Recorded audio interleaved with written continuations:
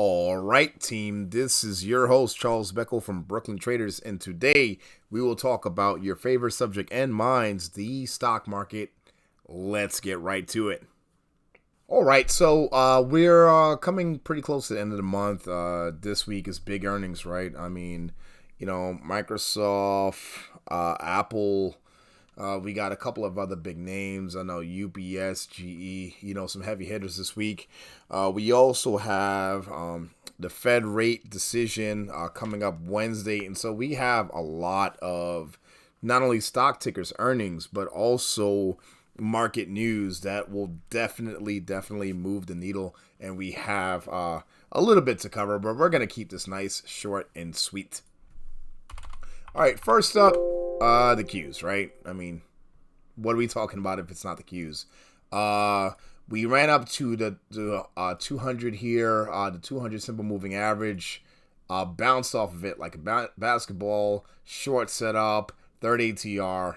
Yeah, I'm looking for a test of 288 and possibly 282, even possibly the daily 50 there at 279. But yeah, whether we hit 288, 282, or 279, I'm definitely looking for a bounce there. Okay, yeah, that's what I got on the Qs. Textbook short setup. SPY, another textbook short setup, right? Again, yeah. The charts are fixing themselves, right? So again, SPY already down to daily 8. Looking for a retest of the daily 21, daily 200, and possibly the daily 50 there on SPY. But yeah, the market is shaping itself up pretty good. Let's look at Apple. Same thing. Okay, barely got this short setup here with that engulfing candle to the downside today, right? Short setup on Apple. Microsoft, same thing. Okay, but one key difference here, we actually settled down there at the daily 50, which the 8 just crossed above. So, maybe we pulled the 240 at Microsoft here.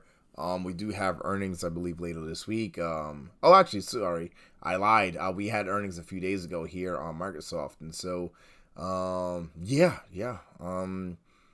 I think this is buy the dippable, right? Let's look at Netflix, right? Netflix here, okay.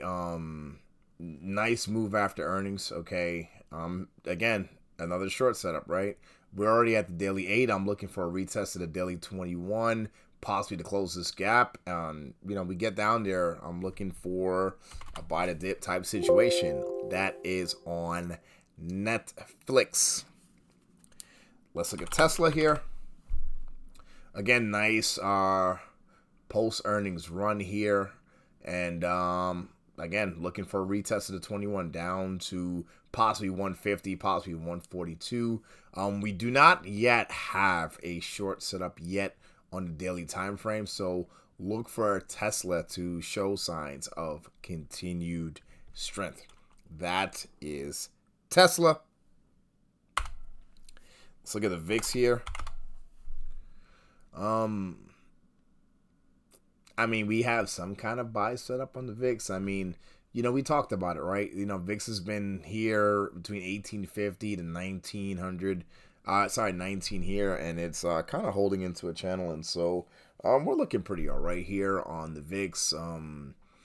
Look at the weekly time frame here. We're still kind of, not really doing too much. But again, team, when the volatility hits, it's sudden and it's violent, right? And so especially with a market moving situation like the Fed coming in with their new interest rate, let's try to figure out, what's going to happen. Keep an eye here on the VIX.